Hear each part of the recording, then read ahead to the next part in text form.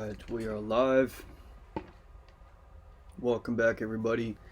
Corey Anderson here with the 7. Today is Monday, October 25th, and it is 12:35 a.m. in the morning. And we are going to go over part 6 of the Master Key System in week 6. In a quick review on part 5. The power of the mind to create mental pictures and to create and build things and to bring those ideals in the external world through the power of concentration and developing our willpower to hold our mind steadily to that thought until it comes to pass. Because remember, once we build that image in our mind and we hold it in our mind until it becomes subconscious, until it becomes a part of us and we become one with it, we'll then begin to automatically act in congruence with that idea, that ideal. We become it, and through who we are, we'll begin to attract those things around us. Now, the biggest thing that we did get from part 5 was the importance of keeping our mental house clean, right? Because the I am consciousness, pure spirit, and pure awareness. Okay, we have our mind, we have our body. In our mental house cleaning, since consciousness is responsible for the conditioning of the mind, and the conditioning of the mind is responsible for the way the subconscious acts, and that subconscious will determine the movements, the habits of the body. It determines your character. Remember, 95% of our mental life is subconscious. The thoughts we thought yesterday are thoughts we're also thinking today. Okay, only that 5% is what we're changing throughout our day-to-day. Just as we continue to grow and become more of who we're destined to be. So keeping our mental house clean and keeping our watchmen strong at the gate, so we don't let any undesirable impressions enter into our mind. We're responsible for the impressions and how we respond to the things that happen to us in the external world. Now, I am very tired. I am extremely tired. You know what? I had a fantastic day today. Went to church this morning and spent all day hanging out with a really good friend of mine. She's totally going to be my girlfriend. You could tell, it's one of those things that you just know. And my eyes are burning a little bit. And we'll save that for another time. So with all that being said, let's go ahead and get started with part 6. Because I didn't, you want conditions to be perfect. But this is where I am right now. And now is the time to move on to the next one. That's her. Now is the time to move on to this part, because it was Sunday, now it's Monday morning. And this is the day. This is the day we get through the part, regardless of how you're feeling right now. Regardless of any of that. Less perfection, more authenticity. And this is good. It's good. Because even through all this and you're still getting this done, not only are you going to be proud of yourself that you maintain the discipline, but you're also going to inspire that next person to know that, hey, even if they're tired and they don't have to get it perfect, but the fact that they're still getting it done, that's what matters most, is that you're still getting it done. Let's get started. So part 6 of the Master Key System. Introduction. It is my privilege to enclose part 6. This part will give you an excellent understanding of the most wonderful piece of mechanism which has ever been created. A mechanism whereby you may create for yourself health, strength, success, prosperity, or any other condition which you desire. Necessities are demands, and demands create action, and actions bring about results. The process of evolution is constantly building our tomorrows out of our todays. Individual development, like universal development, must be gradual with an ever-increasing capacity and volume. We were just talking about that earlier too.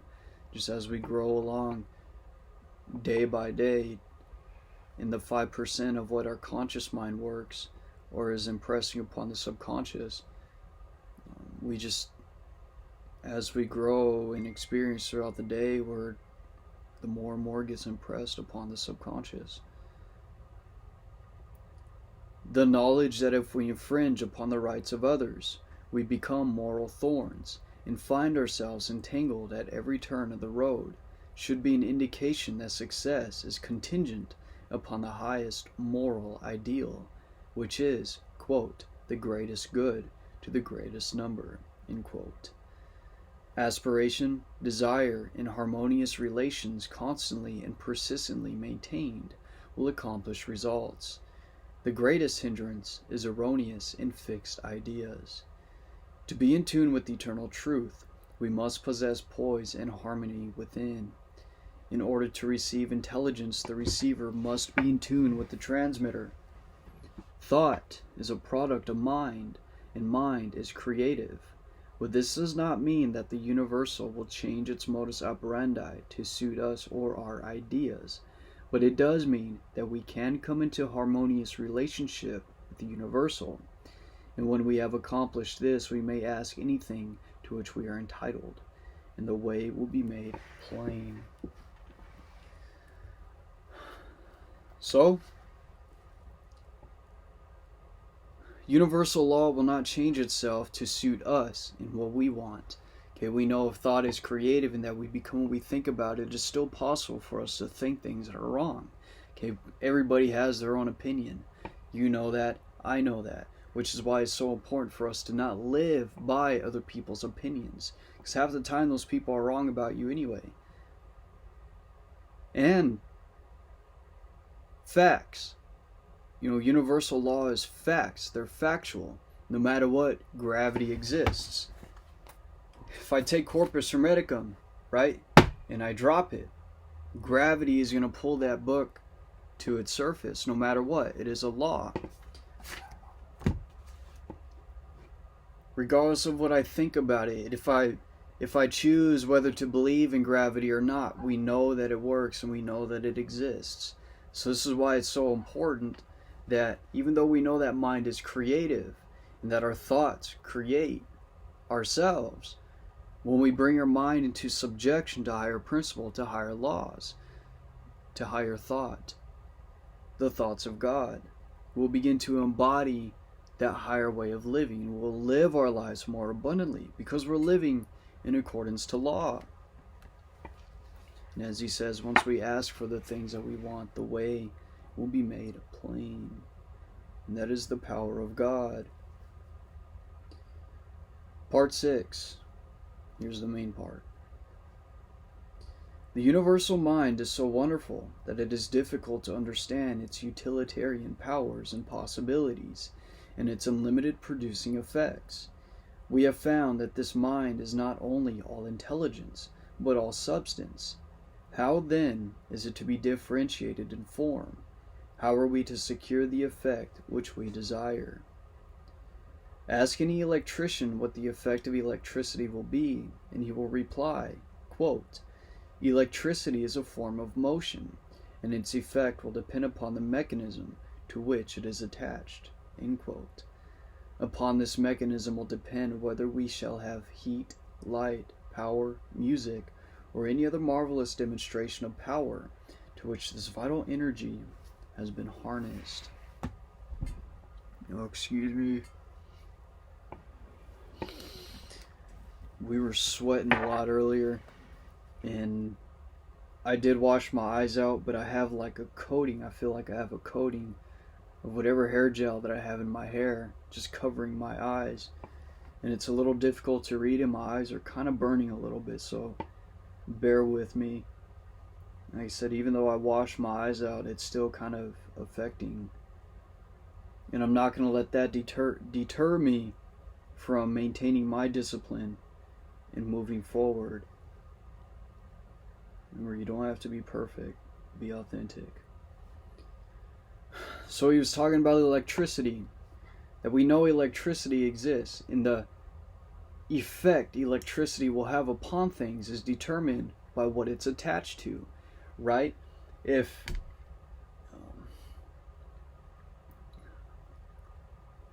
say my heater, for example, the heater's designed a certain way, and it's designed to create and build heat, as compared to the air conditioner, which is designed to create, well, I don't know if that would really be a good example. You know, I was joking about this earlier too. My brain cells, the electricity between my synapses right now are kind of, I'm really tired. I had a long day today, so it's all good, Corey. Bear with me. Let's use alternating currents and direct currents as an example. That'll be better. We know direct current is a direct line of electrical current from point A to point B. Okay, that's a certain mechanism that the electricity is attached to. And we know that the alternating current is not exactly a direct line from A to B, but the alternating current works within its own self. You know, the alternating current has the ability to keep itself running within itself, you know, instead of having to be attached to an external source. That's a better example from the effects electricity will have depending upon the mechanism of which it is attached to.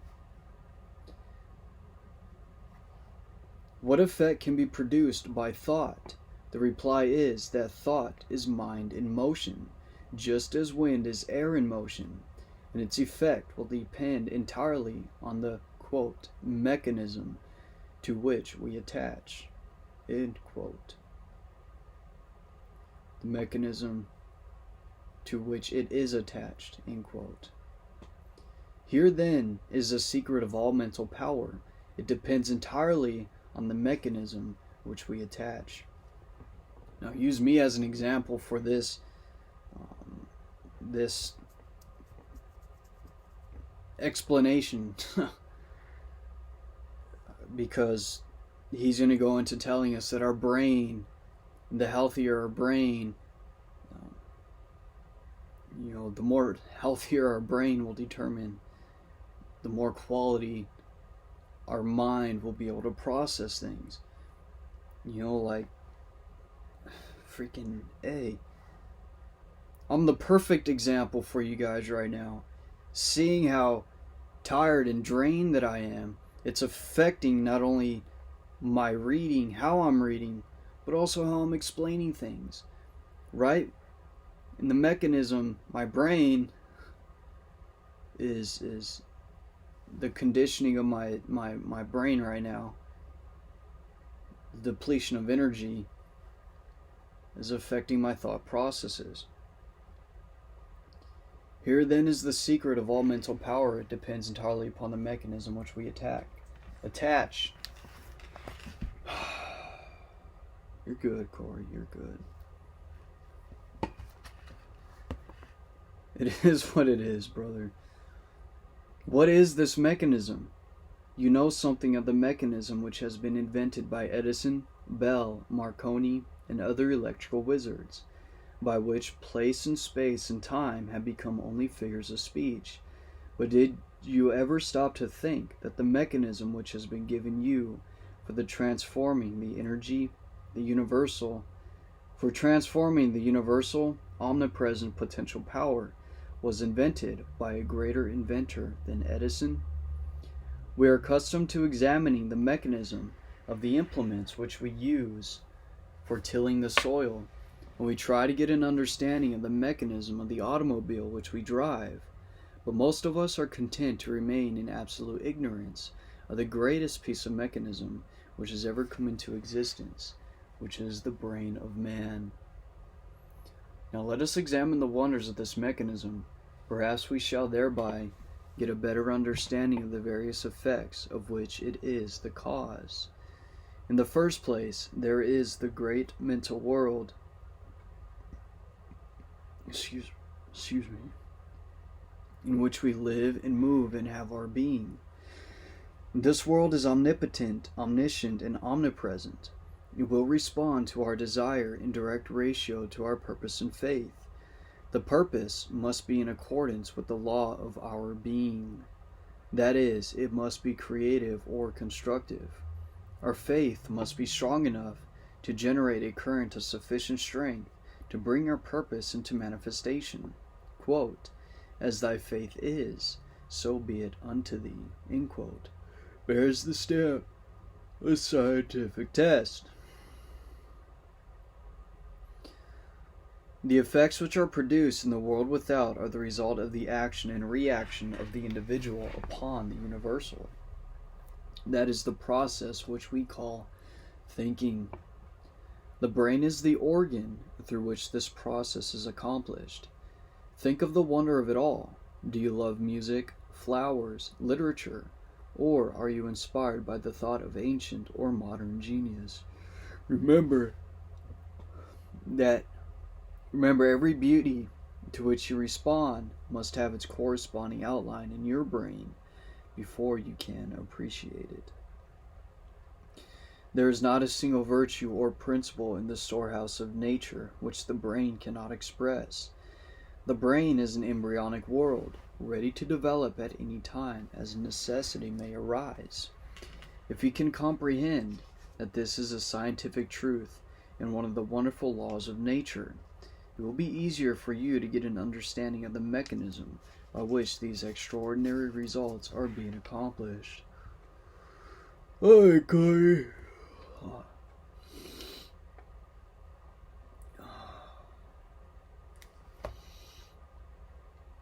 Freaking A.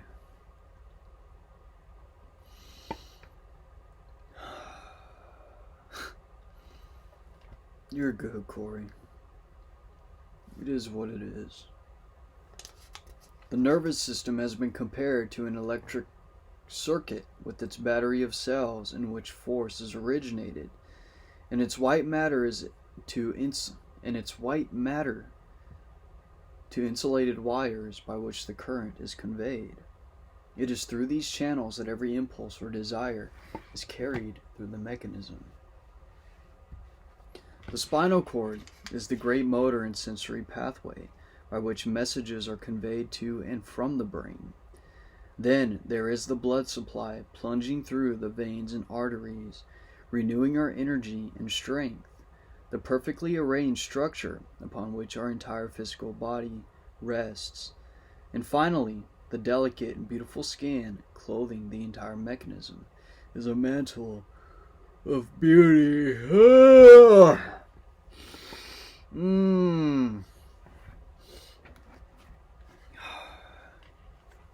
Get it done. Get it done. Don't worry about it. Get it done. This is the process. This is what the process consists of. It's not always going to be good and perfect. What matters is that you get it done and you put in the work. Just keep fighting through it. This then, how do you expect to get anywhere if you're not going to do anything if you're tired? It doesn't matter if you're tired. This then is the temple of the living God, and the individual I is given control, and upon his understanding of the mechanism which is within his control will the result depend. Every thought sets the brain cells in action. At first, the substance upon which the thought is directed fails to respond. This is very interesting. It's good that you're vlogging this, because you're fighting through it right now. This is a fight right now.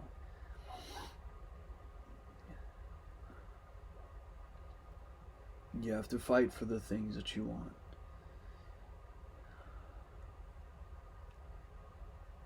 At first, the substance upon which the thought is directed fails to respond, but if the thought is sufficiently refined and concentrated, the substance finally yields and expresses perfectly. This influence of the mind can be exerted upon any part of the body, causing the elimination of any undesirable effect.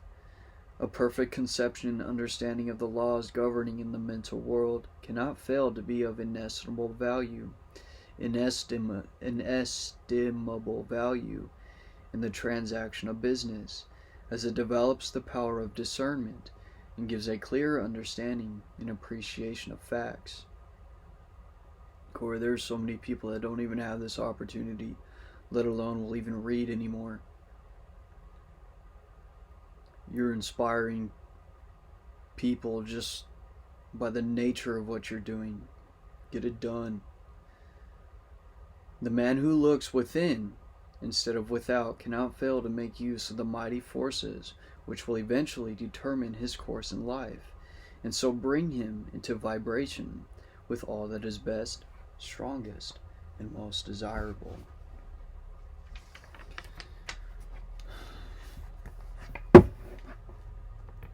Attention or concentration is probably the most important essential in the development of mind culture.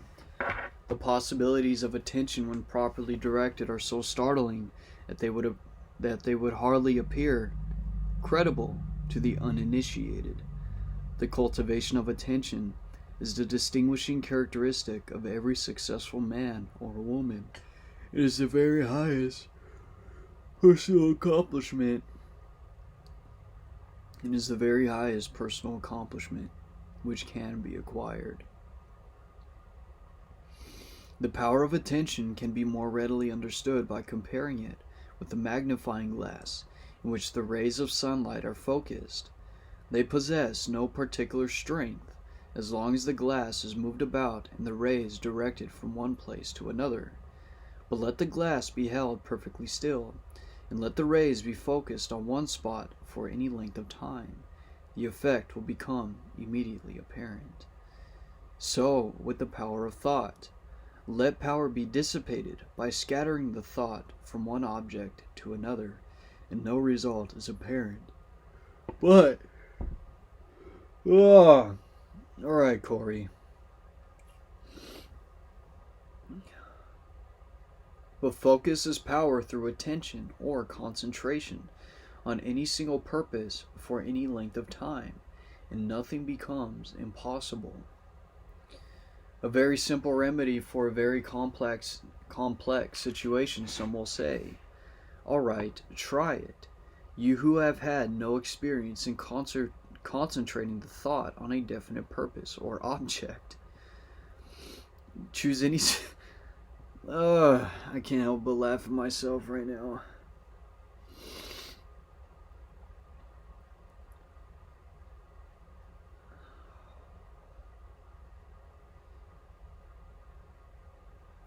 Choose any single object and concentrate your attention on it for a definite purpose for even 10 minutes. You cannot do it.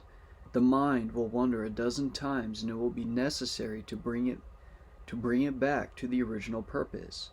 And each time the effect will have been lost. And at the end of the 10 minutes nothing will have been gained, because you have not been able to hold your thought steadily to the purpose. It is, however, through attention that you will finally be able to overcome obstacles of any kind that appear in your path, onward and upward. And the only way to acquire this wonderful power is by practice. Practice makes perfect, and this, as in anything else. In order to cultivate the power of attention, bring a photograph with you to the same seat in the same room, in the same position as heretofore. Examine it closely at least 10 minutes. Note the expression of the eyes, the form of the features, the clothing, the way the hair is arranged. In fact, note every detail shown on the photograph carefully. Now cover it and close your eyes and try to see it mentally. If you can see every detail perfectly and can form a good mental image of the photograph, you are to be congratulated. If not, repeat the process until you can. This step is simply for the purpose of preparing the soil. Next week we shall be ready to sow the seed. It is by such exercises as these that you will finally be able to control your mental moods, your attitude, your consciousness. Great financiers are learning to withdraw. I think this is the perfect time for me to go through this exercise too.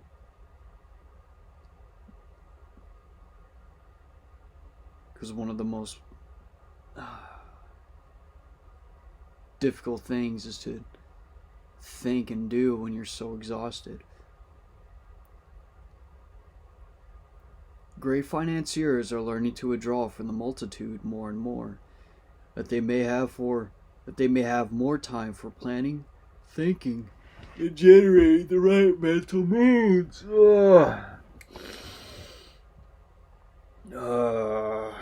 Successful businessmen are constantly demonstrating the fact that it pays to keep in touch with the thought of other successful businessmen.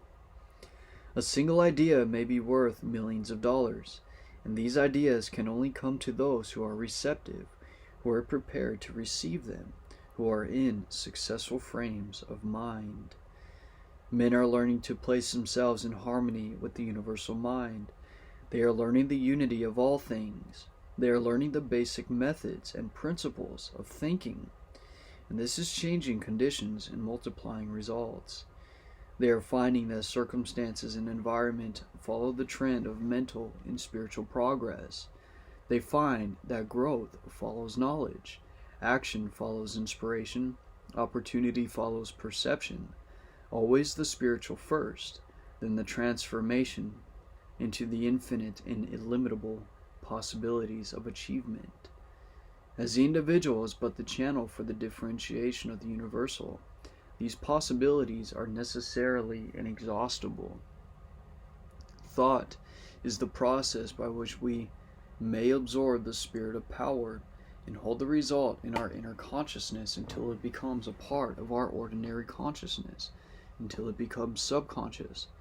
The method of accomplishing this result by the persistent practice of a few fundamental principles, as explained in this system, is the master key which unlocks the storehouse of universal truth. The two great sources of human suffering at present are bodily disease and mental anxiety. These may be readily traced to the infringement of some natural law.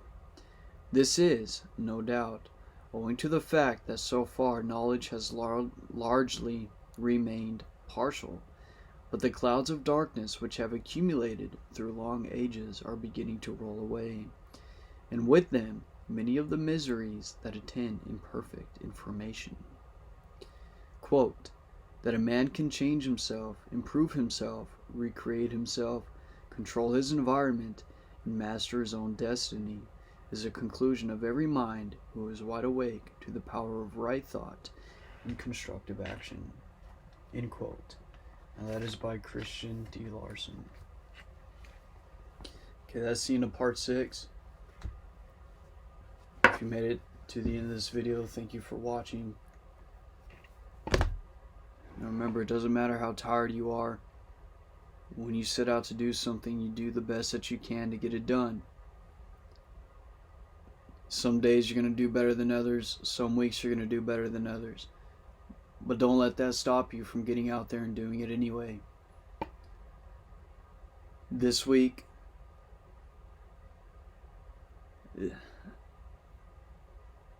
taking a picture, looking at that picture, seeing the detail of that picture, noting everything about and within that picture. And after we look at it for some time, we then close our eyes and try to see that picture in imagination, try to see what we just examined in thought process. Remember, during this process we're going to be able to build our consciousness and our imagination and our power to visualize, and the power of attention to hold that idea right? Because it starts with our ideals. It starts with the idea. And from that idea, we build pictures around that idea. We visualize what that idea is going to look like. We visualize the people that are going to be involved. We visualize the places that this thing is going to take place at. We have to visualize those things. Remember, without the vision, a man without vision will perish. You have to have the vision of where it is you're going. And the brain, you see how tired my brain is today, it's affecting the way that I'm thinking. And since the brain is the organ of the conscious mind, being tired definitely has a huge effect on your performance, on how well you do, and how important it is for you to get your rest. It's so important for you to get your rest. And I need to eat too. I haven't eaten much today. A lot happened today. A lot of great things happened today. And regardless of any of that, we still got this done. And it was a good thing. This was a good thing. Because you who are watching will know that no matter how tired you are too, when you have a dream and a vision, you got to go for it. You got to stay disciplined. You got to stay disciplined. God is our strength and power. He makes our way perfect. So that being said, I'm going to do my 30 minutes meditation. I'm going to find a photo and do some training. Now today, if I don't fall asleep during meditation, I certainly won't.